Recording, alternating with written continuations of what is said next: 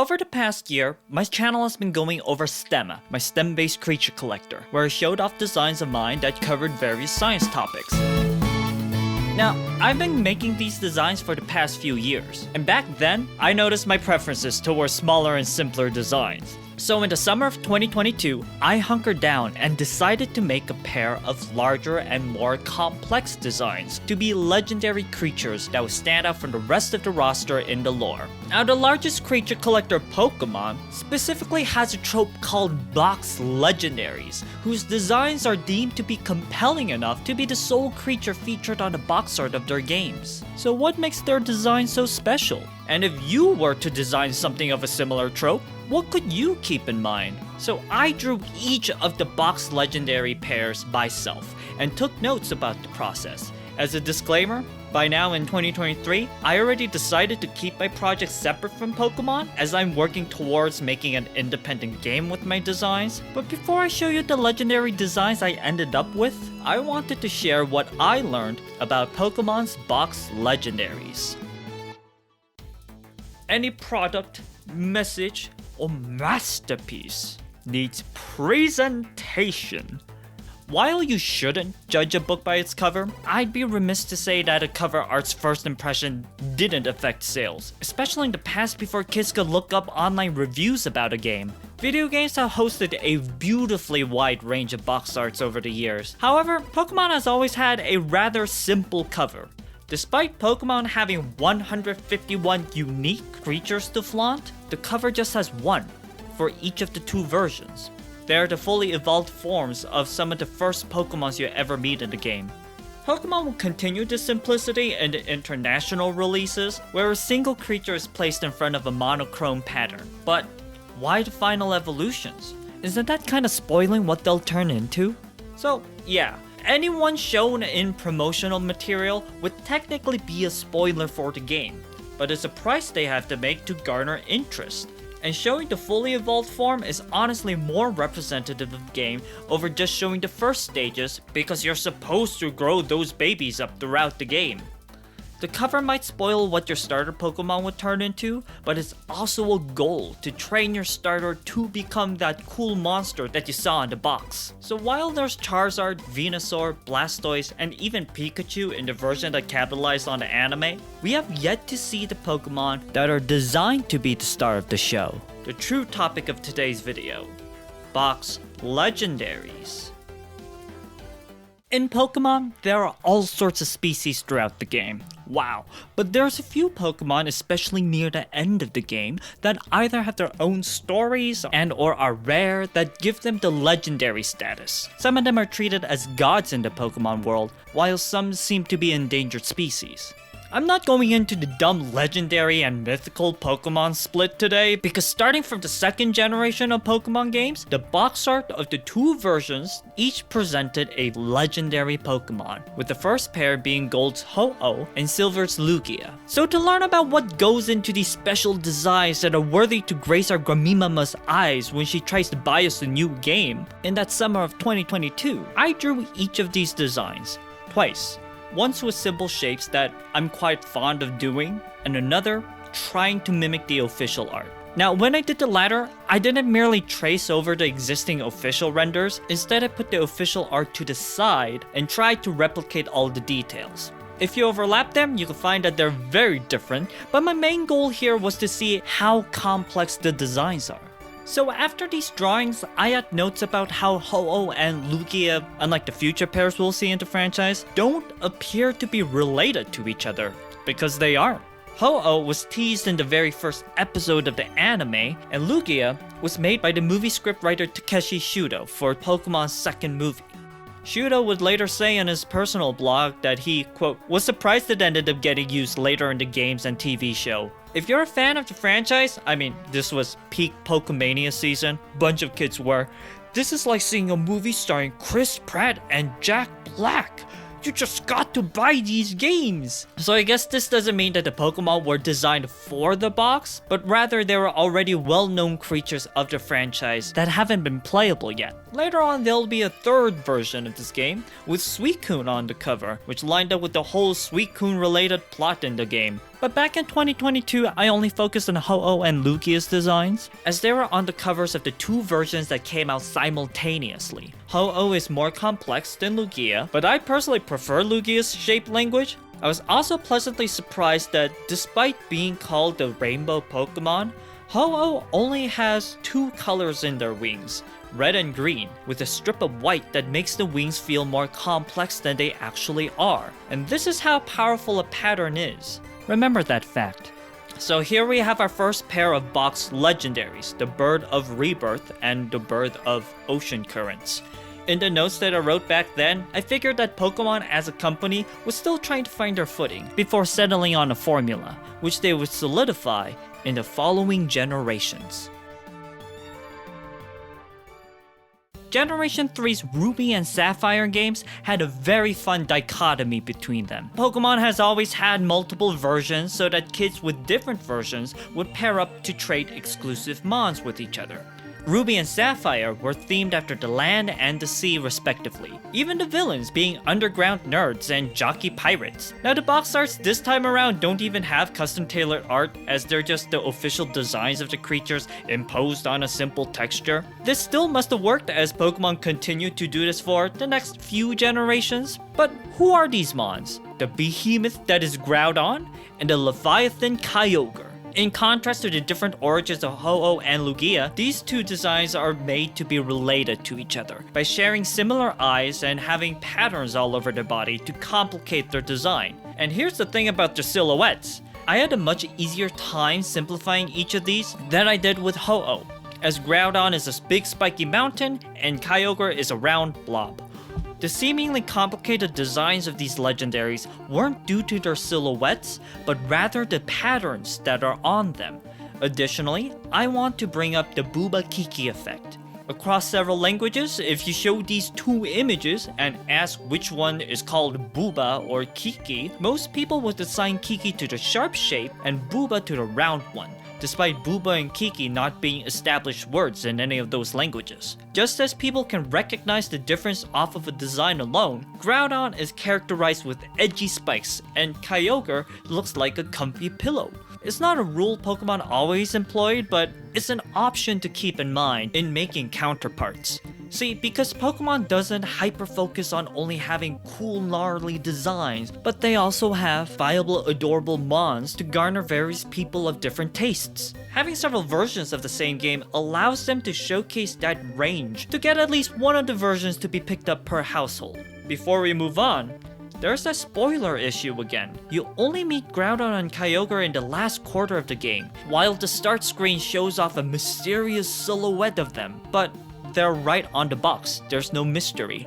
Still, there's that precedent of, ooh, I should play through the game to finally have them on my team. Plus, the Pokemon games are more than just the creature themselves, with human characters and a story providing a satisfactory ending. In the post-games of Ruby and Sapphire, there's a secret third member you could find to this weather-changing duo, giving you an early glimpse into the third version of the game. But again, even though Pokemon would have follow-up versions like Emerald or even Omega Ruby and Alpha Sapphire many years later, I was more focused on the initial pair, as we're finally starting to see some Pokemons that are designed to be box mascots.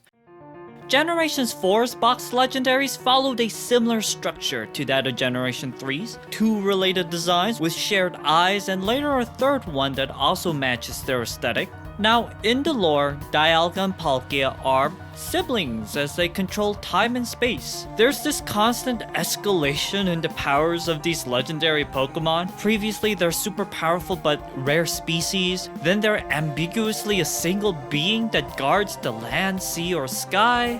Now, these are straight up gods. Hold up. In Generation 4, Arceus is the creation god, who created everything, including the gods of time, space, and antimatter. So how was it trying to draw Dialga and Palkia? While one might argue a Kiki Booba-esque distinction between the two, honestly I felt their personalities and vibes were kinda hard to tell from each other. In fact, despite the body shapes, their faces are similar enough that the same in-game sprite of a statue could be painted differently to represent one or the other. Honestly, this is more neat than anything, but maybe it's due to the lack of differences compounded by how Pokemon Diamond sounds more impressive than Pokemon Pearl to a younger me. I just remember anecdotes of people, myself included, preferring Dialga over Palkia in general. And again, while I used to think that these designs were so complicated, a lot of that complexity actually came from the lines that are drawn on their body. There's technically more to talk about this duo, but I think it's best to tackle that topic later. In Pokemon Black and White's lore, a single dragon was wielded by twin heroes until the heroes argued about their goals in life. One wanted to seek the truth, and the other wanted to pursue ideals. This argument split the dragon in twain, yielding two equally matched dragons who would argue and lay waste to the very land the heroes called home. Reshiram and Zekrom don't look anything like each other. What did that original dragon look like? This is really cool though, because it's not just a Booba Kiki dichotomy we're seeing here, but different textures from fluffy to sturdy, different themes from fantastical to technological. Now, when I was trying to redraw the official art here, I almost gave up because of Zekrom. Despite this pair having the simplest color palettes, have you seen all the parallel lines on Zekrom? There's thin lines everywhere. Not even a pattern or a different color, literally just contours, which makes Zekrom the most deceptively hard Pokemon to draw so far. The sequels also had Kyurem, who could combine with Reshiram or Zekrom, which the box art already shows you again. But by now, I hope you realize that despite knowing what the final beast looked like, the game's finale isn't ruined, as there's plenty of twists and turns in the story with the human NPCs. Plus, the way that these legendaries are presented this time around, while every Pokemon thus far have been 2D pixelated sprites, the cutscene of Reshiram and Zekrom use 3D models. That's a first for the main series. As some of the first Pokemon main series games that isn't named after a color or a gemstone, I find this pair to be quite clever, as Xerneas and Yveltal look like the letters X and Y. While the designs don't share eyes like some of the previous duos, their organic patterns and thin limbs make them feel like they're from the same enchanted forest. Alright, so it seemed that for the different versions thus far, Pokemon tries to balance out the themes so that one doesn't sound immediately better than the other for the general public, like land versus sea, or truth versus ideals. It's not a split of good versus evil, but X and Y came the closest to that with the duo representing life and death. But in the games, they both power the same death laser that the evil team tries to use to wipe out France. They both also have these adorable dormant forms in the game. Oh yeah, I forgot to mention that this was when Pokemon started to be predominantly three-dimensional. This duo did feel a lot simpler to draw coming off of Zekrom's lines, because while the patterns provide more detail to the simple X and Y silhouettes, there aren't that many patterns on the body. Just a bold color of black and blue or red. Honestly, lovely color schemes. After the main story, there's a secret third member to the group, seemingly hinting at a possible third version of the game, very much like how Rayquaza was introduced. However, Zygarde didn't end up having their own game, and was left unexplained until later entries to the series. Solgaleo and Lunala present a spiky sun and a round moon. Just like how X and Y's box legendaries were able to become icons for the title, this pair was simplified into sun and moon symbols. Personally, I love this, as the icons show just how strong the silhouettes of these designs are, as they're still recognizable in this state. Also, orange and blue is such a classic color combo, complementary colors as they sit across from each other on the color wheel. These designs don't stop there though, with Solgaleo being predominantly white and Lunala being mostly blurple. having the day and night dichotomy in their color schemes. Alright, so now we start to see Pokemon spell out just how knowing the beasts from the box art aren't just spoilers for the final encounters, as the true spoilers have to do with the story the people are in. What do I mean by spelling things out? Well, now there are unique designs. Designs that would end up on thumbnails and ruin a surprise. This is even more evident as the retelling of the story in Ultra Sun and Ultra Moon actually hides the final creature's design in plain sight. What the heck? Now this is some next level presentation. Ultra Necrozma hides within the box art. Pokemon has shown time and time again where they can still make satisfactory endings despite quote unquote spoiling the endgame designs. But recently in games like these, there have been more instances where they have one more card up their sleeve to one-up the box mascot designs you bought the game for. We're entering some of the more recent games of the franchise, so I'll start giving out spoiler warnings. But I don't need a spoiler warning for Zacian and Zamazenta, because you actually encounter them in the game pretty early on. This could be kinda clever though, because if you look closely, Zacian and Zamazenta look kinda weird here. They aren't the same strong bold dogs on the cover of Pokemon Sword and Shield, and it's for you to figure out why through the game. To be frank, this wasn't my favorite duo so far. They're siblings so they look similar to each other, and it doesn't help that they also share the same body plan unlike the Generation 4 box legends, and they have a similar style and texture to them, with dogs wielding something metal, though there are muscle tendons on the metal parts, so it looks like the organic dog is being fused with the armor or sword. I admit by now I was getting very lazy in my redraws as my computer was about to explode into hot summer. Oof. So I cover some of Zacian's details with their reign. While I didn't draw them facing forwards, I do find the shape language for Zamazenta's shield much stronger than Zacian's swords, as the title still tries to make the icons out of their designs, even if the icons don't really reflect their whole silhouettes. Now these dogs aren't the only endgame designs you see in Sword and Shield. Gonna talk spoilers now. Alright, no, the final bosses aren't the dogs, it's Eternatus, and what a cinematic battle they are, with them soaring into the sky to come down as a master hand to smite you, and then bork bork, the doggos are here to save you! Cue the heroic music. I wish they did this kind of reveal with Rayquaza back in Ruby and Sapphire, instead of keeping them in the corner until the Emerald version. Also, it's refreshing to see how the box legends aren't some giant opponent you have to tame, but this time they fight side by side with you as heroes. I guess Sun and Moon's legends also started a trend, and you know what? It shows how flexible this legend duo structure could be. Pokemon will start making DLCs now. And the main legendary creatures were no secret. They're right there in the title with the icons based off of their designs. And despite there being 2 DLCs, these were both additions, so you weren't choosing between Urshifu and Calyrex, even if you are making other choices in the game. But I didn't do a deep dive on these designs, as the shorter DLC stories were mostly about just them, whereas the other duos so far represented a larger game. Speaking of other duos, we revisit the Sinnoh region from Generation 4 in Legends of Arceus. By now, we know what Arceus looks like, and if you didn't, there was a retelling of Generation 4 games just a few months prior. So we know Dialga, we know Palkia, even both of Giratina's forms.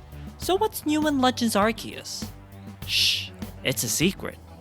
Look at the box art. There's just a sly Pikachu looking at you. But look how strikingly different the box art is compared to all of the previous games. There's no longer one strong Pokemon to entice you. Instead, there's a destination, a painted Mount Coronet, to show that this game is supposed to emphasize exploration. Though I think the game ended up being pretty linear. But where's Dialga and Palkia? Heck, where's Arceus? It's a secret. Spoilers by the way until this timestamp. Dialga and Palkia gain new forms in this game, as they're both horse-flavored, like the god that created them. With Ultra Necrozma, Eternatus, and now these origin forms of Dialga and Palkia, Pokemon is now hiding creature designs to surprise their player during the game's finales. Oh, By the way, Arceus' design doesn't change, and I guess just posting an image as Arceus on the box would be underwhelming because people already know what Arceus looks like. But with this, the 8th generation comes to a close. So let's talk about the most recent set of Pokemon games. Like Zacian and Zamazenta, you meet Koraidon and Miraidon pretty early on in the game, but in Scarlet and Violet, you actually get to own them in the beginning. What a twist! You can't use them for battles, however, as they become your bikes to roam around the theoretically open world of Paldea. This is probably the most personal the player got to the box mascots, since the first mascots, which were evolutions of your starters, when it drew these two, it wasn't that long since they were announced, and long before the actual games came out. And while the Rhydons are both old bikes with similar body plans, the bike wheels naturally gave them some strong shapes. I actually really like this pair, despite them having similar body plans, due to how different their themes were, with their designs reflecting the past and the future. Gonna have some spoiler talk now.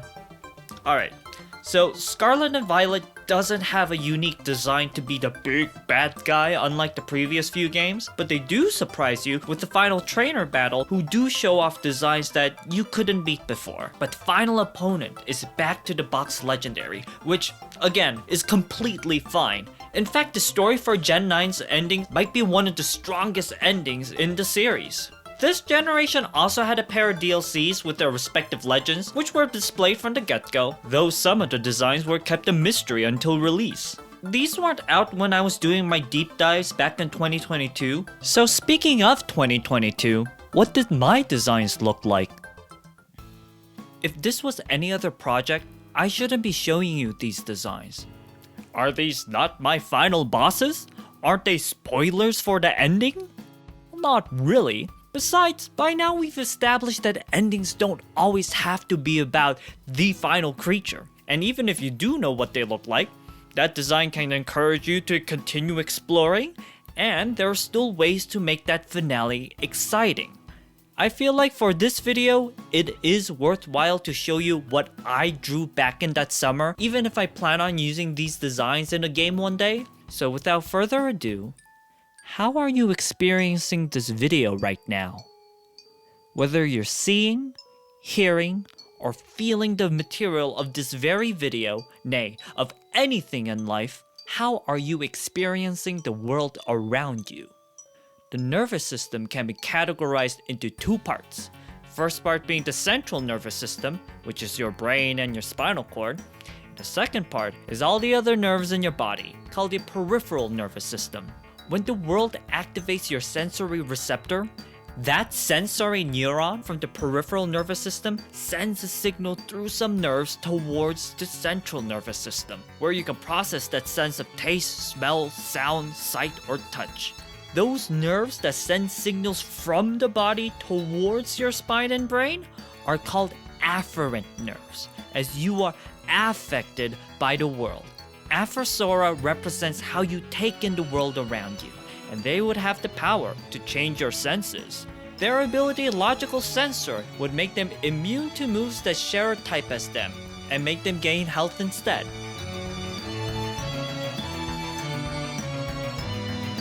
However, if you want to make an effect in the world around you, your brain will send a signal down another set of nerves, from the central to the peripheral nervous system, towards your muscles to make movement. Those nerves are called efferent nerves. Effector represents how you change the world around you, and they would have the power to change your motors. Their ability Passionate Motor would have them power through type immunities and abilities that grant immunities to still deal damage, but only when they're using moves that share the same type as them. Does Passionate Motor power through Logical Sensor? Sure, why not? Affersora should resist those types anyways. So this pair had a little bit of a Kiki Booba going on, and also a theme dichotomy of something looking mechanical versus organic. As an aside, I will have a muscle cell stemma in the future, and while Effertor is more efferent neuron, I don't mind the similarities too much. I mean, Pokemon once had a generation using the same flower species twice. I don't plan on Aphosora and Effertor to be my box mascots per se, as I'm not doing the multiple version deal like Pokemon. They're just a product of a time when I was exploring conventions and tropes of other creature collectors. And these are designs that I'm inclined to use in my larger personal project, that is Stemma.